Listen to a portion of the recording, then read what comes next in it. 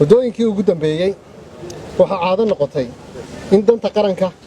iyo danta shisheeyaha la isbarbar dhigo oo la isbarbar socodsiiyo marmarka qaarna danta shisheeyaha la soo hormariyo laakiin annagu dawlad ahaan dhexdhexaad kama nihin dawladnimada iyo madax bannaanida dalkeenna ilaalinta dalka diinta iyo dastuurka ayaanu u dhaaranay sidaa darteed annagoo ixtiraamayna daris wanaagga iyo madax bannaanida waddamada nala jaarka ah haddana marnaba ma oggolaanayno in lagu soo xadgudbo madax bannaanida qarannimada iyo jiritaanka jamhuuriyadda federaalka soomaaliya shirkan jaraa'id waxaan markaa u qabannay inaannu fariin arrintaa ku saabsan halkan ka dirno oo ay ugu horrayso kow arrinta kenya sida aad la wada socotaan 29 Noofembar waxa aan wada tashi ugu yeernay safiirkeennii inoo joogay Kenya sidoo kalena waxaan u sheegnay safiirka Kenya oo fadhiya Soomaaliya inuu la tashi ugu laabto dalkiisii waxaan rabnaa inaan shacabka Soomaaliyeed u sheegno sababtan uu kaliftay tallaabada diblomaasiyadeed ee aanu qaadnay saan hore soo sheegay dowladda federaalka Soomaaliya waxay ku shaqaysaa dareenka iyo rabitaanka shacabka Soomaaliyeed waxaana u taagan tahay difaaca iyo ilaalinta madax bannaanida dalka sidoo kale waxay dhowraysaa xeerarka caalamiga ah iyo wada noolaanshaha shucuubta caalamka Kenya waxaanu haynaa ixtiraam qadarin darisnimo iyo inaanu ahaano dan wadaag labadaba ku wada nool mutual interest dhinacayaga markasta waanu dhowrnaa arrimahaas asaasiga laakiin Kenya kama muuqato darisnimo wanaag ee waxa ka muuqda damac dama socda riyo maalmeed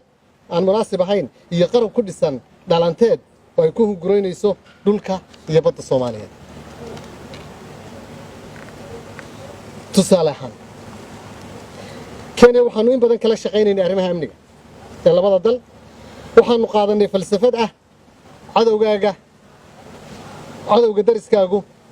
waa cadowgaaga laakiin Kenya waxay dooratay oo jeclaatay inay u dhaqanto sida rajiimkii Tigreega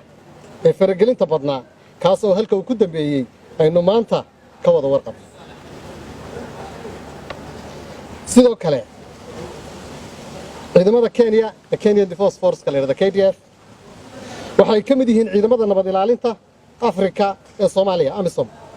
ciidamadaasi waxay ku joogaan ogolaanshaha dawladda Soomaaliya iyo awoodsiinta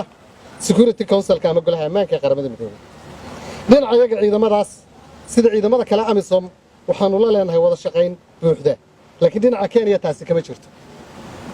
marar dhowr ah bay KDF ama Kenya Defence Force ka baxeen goobo lagu ogaa iyagoo aan kala tashan dawladda Soomaaliya iyo hoggaanka sare AMISOM waliba haddaan arrintaa faahfaahin idinka siiyo waxay mar dhexdaas ka baxeen Kenya Defence Force-ku laba goobood oo aad iyo aad u istiraatiiji ah oo kala ah faxfaxdhuun iyo busaar iyagoo aan cidna ka tala gelin bixistaas tala la'aaneed ee aanay cidna u sheegin inay baxayaan shacabka Soomaaliyeed ku nool gobolka Gado dib badan baa ka soo gaaray intaasoo kaliya ma hadhibto sidoo kale Kenya waxay faragelin joogto ah ku haysaa maamul goboleedka Soomaaliyeed ee Jubbaland oo ay madaxdiisa ku qasabto arrimo ka soo horjeeda oo ka dhan ah danta iyo wadajirka ummadda Soomaaliyeed wada shaqayntii Kenya sii wadaaye duulimaadyada caalamiga ah ee Kenya ee hawadeena mara inta badan waxa ay isticmaalaan hawada Soomaaliya Somalia Airspace si hufan oo hagar la'aan ah baanu ugala shaqaynaa isticmaalka hawadeeda laakiin dawladda Kenya waxay safarka ku dhibaan shacabka Soomaaliyeed ee gobolada ka safra oo ay ku khasbaan baaris dheeraad ah iyo inay sanduuq ku soo maraan hotel dhinaca shaqo abuurka Soomaaliya waxa ka shaqeeya kumanaan muwaadin oo u dhashay waddanka Kenya oo si sharaf iyo karaamo leh uga shaqeeya dalkeena waanu ilaalinaa oo soo dhaweynaa oo dhowrnaa laakiin dawladoodu ma danayso taas beddelkeeda Kenya waxa ay martigelisaa dad aan ka shaqaynayn danta Soomaaliya markasta dhinaca ganacsiga Soomaaliya waxay suuq weyn u tahay warshadaha iyo beeraha iyo wax soo saarka Kenya laakiin Kenya ma ogola in badeeco uga tagto dhinaca Soomaaliya iska daa ganacsi xuduudda ka gudba ee xilli kasta waxa ay burburiyaan ganacsiga shacabka Soomaaliyeed sida taawarada iyo qalabka isgaarsiinta ee ay ku shaqeeyaan shirkadaha waaweyn ee isgaarsiinta Hormuud iyo Somtel dhibaato kale oo shacabna inta badan oo ay ciidamada Kenya Defence Force ku geystaana oo gobolka Gedo iyo gobolka Jubbada Hoose iyo gobolka Jubbada Dhexe ka geystaana uu soo gaaray intaas oo dhan oo jirta intii Soomaaliya ka soo kabatay ay soo kabatay marna ma dhicin in hal siyaasi oo mucaarad ku ah dawladnimada Kenya laga soo abaabulo Muqdisho iyo Soomaaliya si loogu khalkhal geliyo dariska laakiin taas beddelkeeda Nairobi waxay noqotay meesha lagaga soo duulo Soomaaliya lagaga noqdo heshiisyada lagu gaaro Soomaaliya gudaheeda lagagana soo abaabulo rabshadaha siyaasadeed ee la rabo in lagu carqaladeeyo dawladnimada dhismaysa ee dalkeena haddaba annagoo ka duulayna rabitaanka shacabka Soomaaliyeed ayaanu si aanu dareenka ula wadaagno danjiraheena la tashi ugu yeernay safiirka inoo fadhiya Nairobi 29 bisha November ee hadda dhamaatay arrintan inaanu u yeernay danjiraheena miyaanu ku degdegnay mise waanu la soo daa maya maanu ku degdegin oo waxa nooga horeeyay dawladda Kenya oo 16 February 2019 sanadkii hore dib ugu yeeratay safiirkeeda laakiin dawladda Soomaaliya markasta waxay muujinaysay bisayl iyo diblomaasiyad qangaar okay hadda miyaanu la soo daahan maya lamaanu soo daahin oo diblomaasiyadda ayaa ku dhisan saying the right things at the right time inaad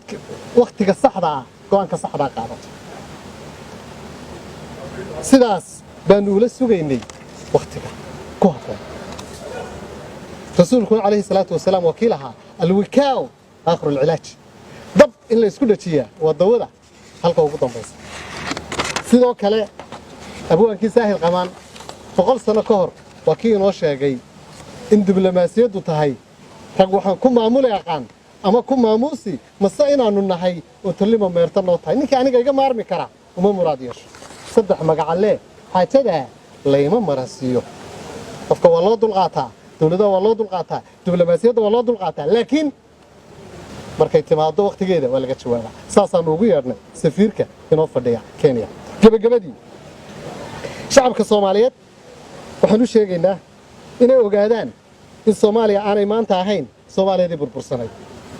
ee ay tahay dawlad madax bannaan oo cod ku leh fagaarayaasha caalamka sidoo kalena waxaan shacabka Soomaaliyeed u sheegaynaa inay dawladoodu u taagan tahay midnimo